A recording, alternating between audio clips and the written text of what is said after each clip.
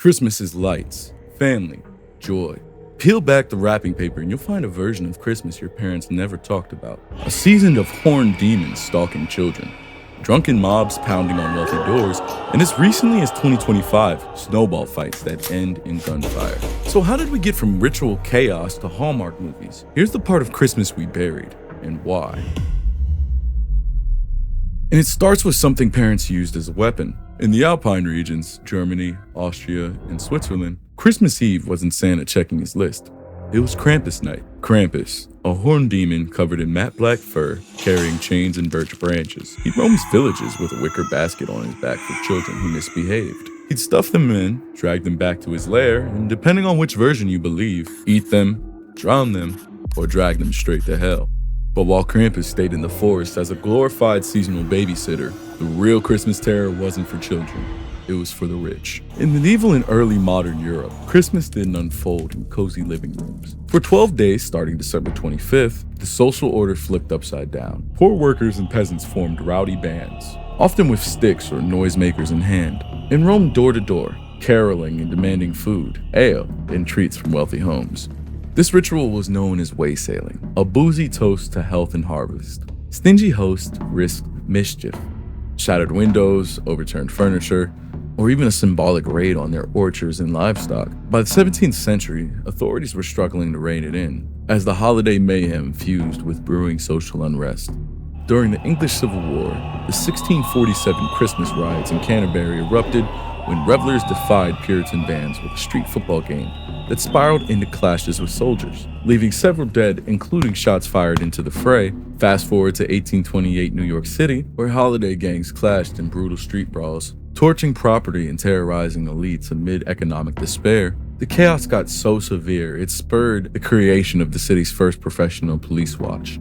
But even armed constables couldn't solve the root cause, because the violence was just a symptom of something deeper. Which is exactly why the people in power looked at Christmas and said, this has to stop. By the 1600s, Puritans in England and early America looked at Christmas, the drunkenness, the violence, the pagan symbols, the mob rule, and said, this isn't Christian. This is pagan chaos wearing a Christian mask. From 1659 to 1681, celebrating Christmas in Puritan Massachusetts, specifically Boston and the surrounding areas, was illegal. You could be fined 5 shillings just for hanging decorations or taking the day off of work. And here's the thing, the date, stolen from Sol Invictus, the Roman sun god festival. The evergreen trees? Germanic tribes believed that evergreen trees held life force through winter. So they brought them indoors during solstice to ensure that the sun would return. Christians kept the trees, just changed the story. The gift-giving, borrowed from Saturnalia, Rome's winter festival, where the social order flipped for a week, where Romans exchanged presents and slaves temporarily became masters. The role reversal, the mobs, the sanctioned disorder. But here's the brilliant part. The church didn't fight these traditions. They couldn't. People weren't going to stop celebrating the winter solstice just because a new religion emerged. So the church did what every power structure does when it can't eliminate something. It claimed ownership. Pope Julius I declared December 25th as Christ's birthday in 350 AD. Not because historians confirmed it, but because Romans were already celebrating Sol Invictus on that same date. So they renamed the party. Same with the trees, the feasts, the gift-giving. All pagan, all kept. Just rebranded as Christian. And the Puritans, 1300 years later, looked at this edited version and said, wait, this is still pagan. You just put a Jesus sticker on it. If the Puritans banned it for being pagan chaos, how is it now the most wholesome holiday in America and arguably the world? Victorian England, 1800s. The Industrial Revolution created a new middle class with disposable income and a problem. They wanted a respectable holiday, something that could happen indoors with children, without property destruction, or class warfare in the streets. So they engineered it. They took the pieces they liked, the evergreen trees, kept the Germanic ritual, added ornaments and angels. The gift-giving, borrowed from Saturnalia, made it about children instead of adults. The family gathering around a hearth, completely invented. And they surgically removed everything dangerous. Krampus and the demons replaced with Santa's naughty list. Waysailing mobs turned into killers who asked for nothing. Public drunkenness and role reversal all moved indoors. Any hint that the poor could threaten the rich, erased entirely. In 1843, Charles Dickens published A Christmas Carol, and that book cemented the new formula. Christmas is family, charity, moral redemption, maybe some friendly ghosts, wholesome, indoor, safe, controlled. The Victorian version got exported to America, then it colonized the entire world. And waiting in that world was an economic system that saw Victorian Christmas not as a culture, but as the greatest untapped market in human history. So they built the infrastructure to mine it. Macy's launched their Christmas parade in 1924, turning holiday spirit into a direct pipeline to their store. Coca-Cola standardized Santa's red suit in the 1930s, not inventing it, but branding it so thoroughly that some people believed that Coca-Cola invented Santa. Montgomery Ward invented Rudolph the Red-Nosed Reindeer in 1939, originally made as a free coloring book to get families into stores. Christmas wasn't just domesticated, it became a profit center. But corporations needed one more thing to make it truly inescapable, a soundtrack you couldn't turn off. And then came the music industry.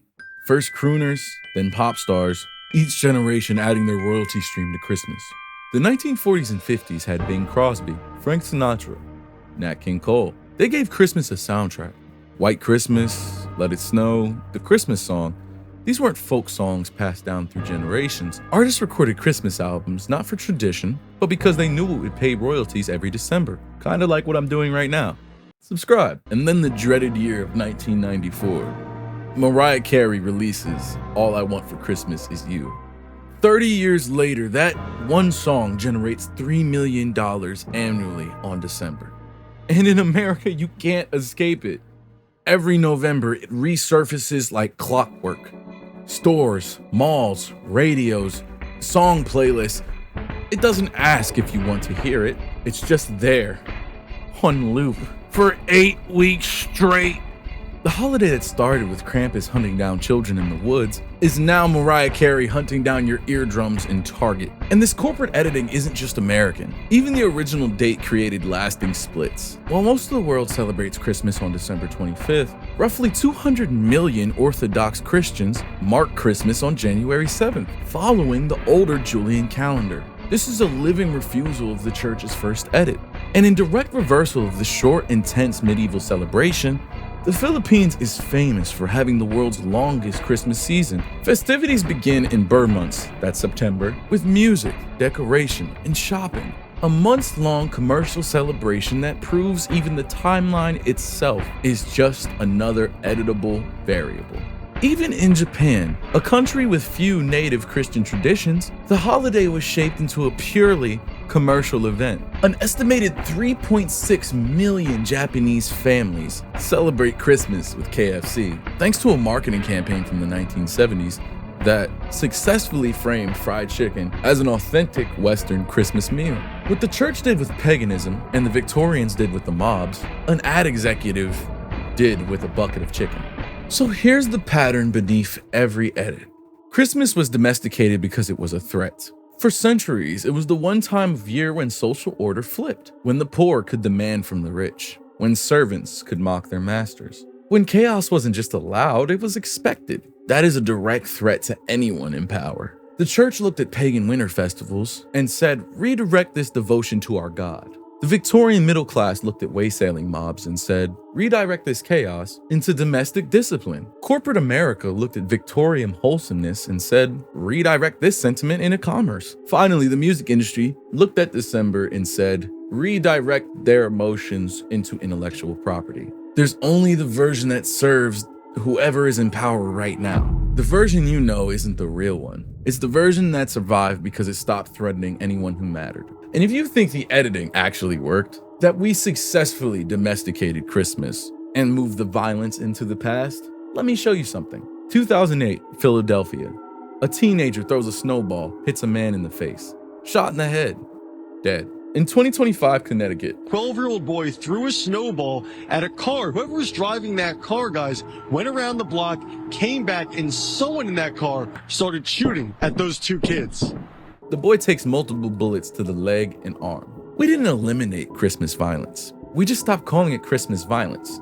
Now it's just gun violence that happens to occur in winter. And that brings us to our Christmas. Your Christmas. The trees, the lights, the warmth. That's real. The gathering instinct is yours. What you're celebrating isn't the rituals, it's the function beneath them. This pattern, function over purity, is playing out in every tradition that you think is sacred. Traditions don't preserve purity, they preserve function. Medieval peasants needed a pressure valve, so Christmas was mob chaos. Victorian families needed order, so Christmas became domestic discipline. And modern consumers needed connection, so Christmas became emotionally charged nostalgia wrapped in commerce. The tradition that survives isn't the most pure one, it's the most useful one. Krampus got retconned because Victorians didn't need terror tactics. They needed Santa's reward system. Waysailing changed because we don't need class warfare during Christmas anymore. But gatherings, generosity, light in the darkness, those functions never stopped being useful. So they survived every edit, wearing whatever costume fit the era.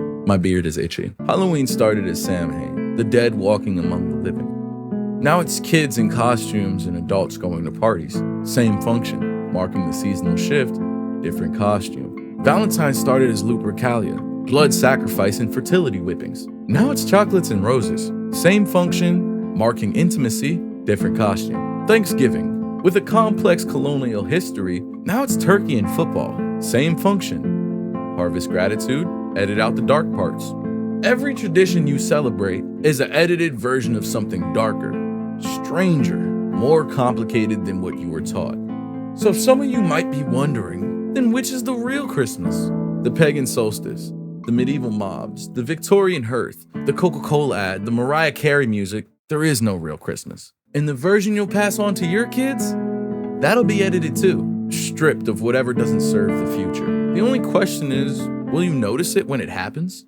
All this said, I personally believe that Tolkien wrote it best. If more of us valued food and cheer and song above hoarded gold, it would be a merrier world. He's not describing a historical Christmas. He's naming the function, the gathering, the generosity that all the edits could never erase. And that's the part we get to keep, that we get to build on to make our own. Merry Christmas to all, and to all, a good night.